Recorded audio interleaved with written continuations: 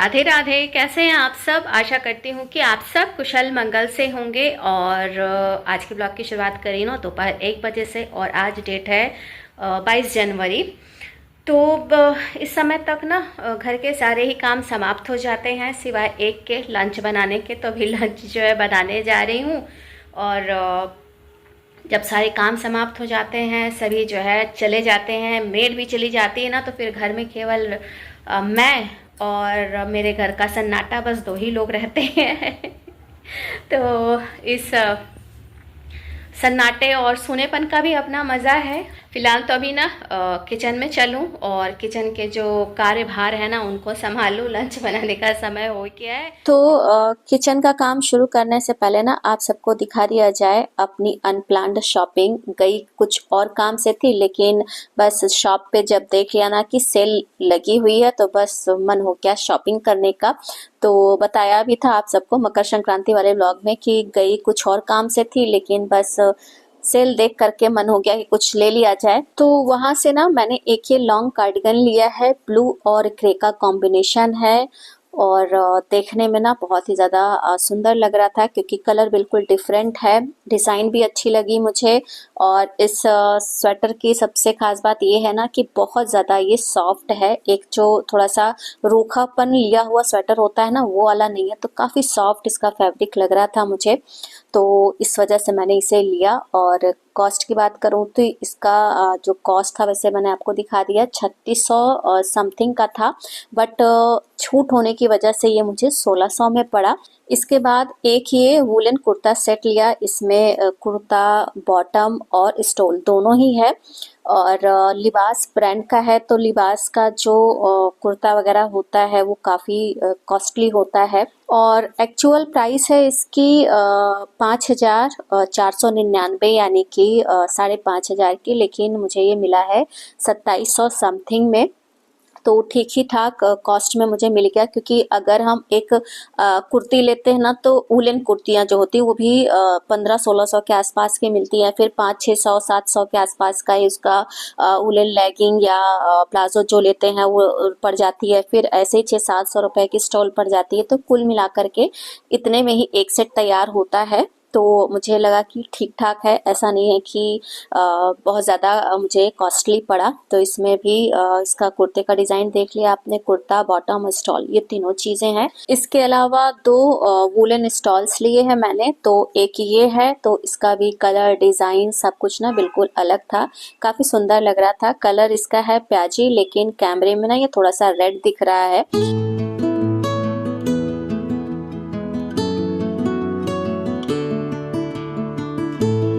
और स्वेटर की तरह ये भी ना काफ़ी सॉफ्ट है। और कॉस्ट की बात करूँ ना तो ये 900 के आसपास का था, लेकिन मुझे मिला है 500 समथिंग में।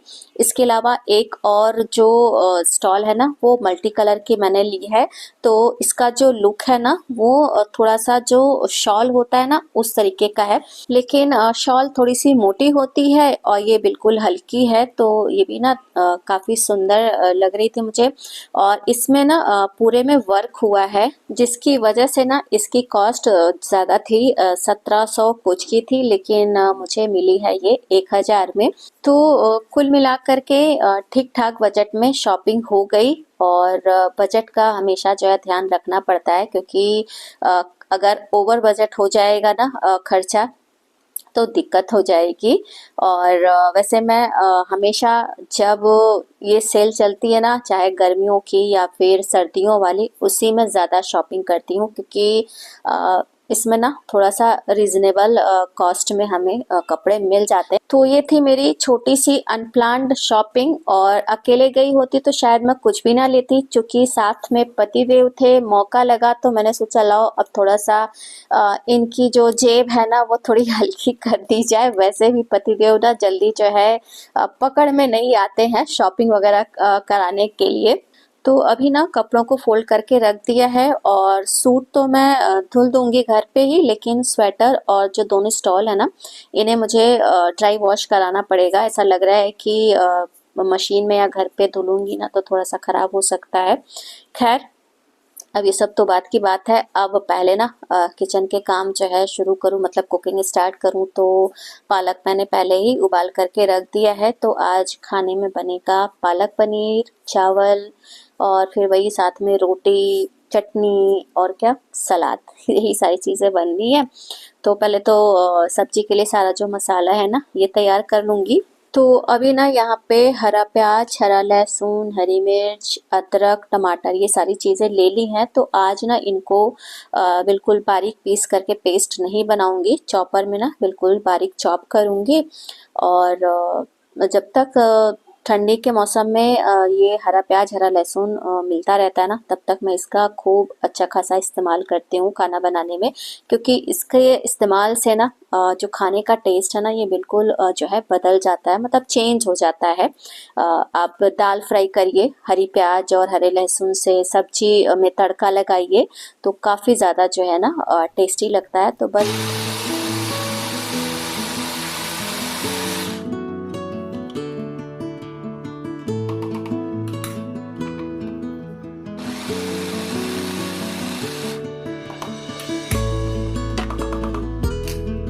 तो अभी सबसे पहले प्याज जो है चॉप कर ली, इसके बाद टमाटर भी चॉप कर लिया, बिल्कुल बारीक देखिए इसमें चॉप होता है। और अब इसी में ना मैं ये जो पालक है इसे भी चॉप कर लूँगी। फिर मुझे ये लगा कि अब क्या अलग से मिक्सी का जार यूज़ करना, इसी में चॉप करके देख लेते हैं।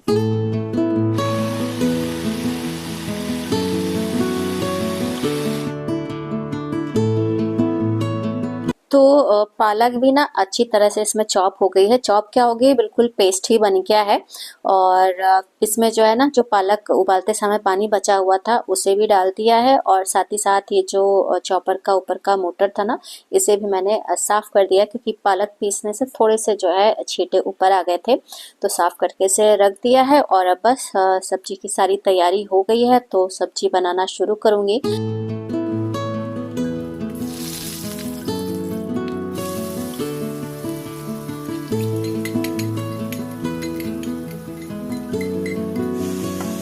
तो सबसे पहले गरम सरसों के तेल में कुछ साबुत गरम मसाले जैसे तेजपत्ता, दालचीनी, बड़ी इलायची, छोटी इलायची का तड़का लगाया।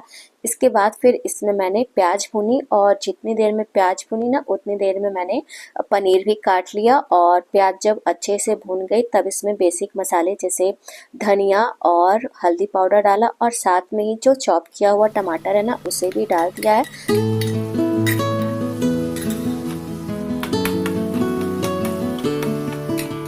और कुछ ही मिनटों में जब मसाला अच्छी तरह से भून गया तब इसमें ये पिसा हुआ पालक डाल दिया है। इसे भी अच्छे से मसाले में मिक्स करके मैंने मध्यम आंच पे 3 से 4 मिनट तक भून लिया, ताकि जो पालक है ना वो भी थोड़ा सा उसमें भी सूंधापन आ जाए।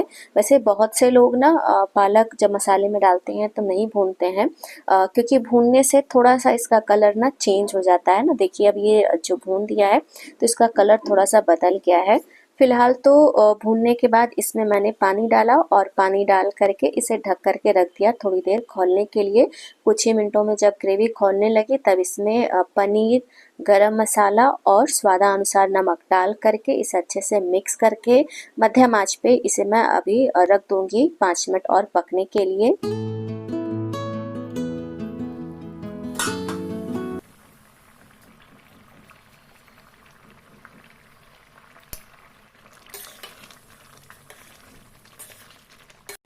5 मिनट पकाने के बाद अब इसमें मैंने डाल दिया है कसूरी मेथी, और कसूरी मेथी डाल करके इसे अच्छे से मिक्स करके अब मैंने गैस बंद कर दी है। तो पालक पनीर सब्जी रेडी है।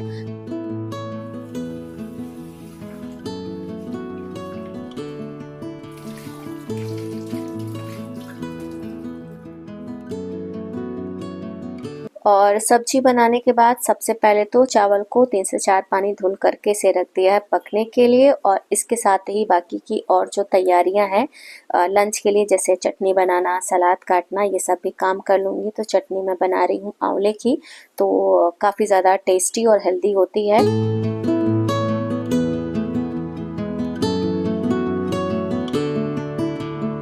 तो लंच बनाने का जो काम है ना वो लगभग समाप्ति की ओर है। तो अब समय है कि किचन को भी थोड़ा सा साफ सुथरा और व्यवस्थित कर दिया जाए, और जो बर्तन हाथ से धुलने हैं उन्हें धुल दिया जाए, और बाकी जो डिश वॉशर है उन्हें डिश वॉशर में लगा दिया जाए।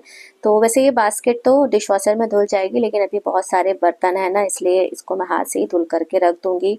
और बाकी लकड़ी वगैरह का सामान है तो इसे तो खुद ही हाथ से धुलना होता है, और मिक्सी के जार, चॉपर, ये सब ना मैं हाथ से ही धुल लेती हूँ। वैसे सारी ही चीज़ें ना मशीन में धुल जाती हैं, लेकिन मुझे लगता है ना कि थोड़ा बहुत ये जो बर्तन वगैरह धुलने का काम है ना ये करते रहना चाहिए। इससे ना आदत बनी रहेगी, पूरी तरीके से मशीन के ऊपर ही ना डिपेंडेंट हो जाऊं, क्योंकि जब कभी कभी मशीन ख़राब हो जाती है ना तो बहुत ज़्यादा हालत ख़राब हो जाती है। और वैसे भी सुविधाएं ना सब रखनी चाहिए, लेकिन सुविधाओं के ही ऊपर बिल्कुल हम निर्भर हो जाएं ऐसा नहीं करना चाहिए। तो सुविधाओं के साथ साथ अपना भी जो है ना एक्टिव रहना ज़रूरी है। तो अभी साफ सफाई कर दी, चावल भी लगभग पक गया है। और अब ये जो छोटे मोटे काम, जैसे ये सुबह सब धुल करके रखा हुआ था ना, ये कॉफ़ी मेकर का सारा अटैचमेंट है तो धुल दिया था, और पानी वगैरह जब सब निकल गया है तो बस अब इसे जो है पोंछ के इनकी जो जगह बनी हुई है प्रॉपर वहीं ले जा करके रख दूंगी, ताकि सुबह बच्चों को जो है प्रॉब्लम ना हो। और सुबह ये कॉफ़ी वगैरह बनाने की जिम्मेदारी बच्चों की ही होती है। तो जब बच्चे इतना काम कर ले रहे हैं तो मेरी जिम्मेदारी है कि ये थोड़ा सा व्यवस्थित कर दिया जाए, ताकि उनको भी सामान आसानी से मिल जाए। वैसे भी सुबह जब सबको जाना रहता है ना तो बड़ी भाग दौड़ होती है, हड़बड़ हड़बड़ सारे काम करने होते हैं।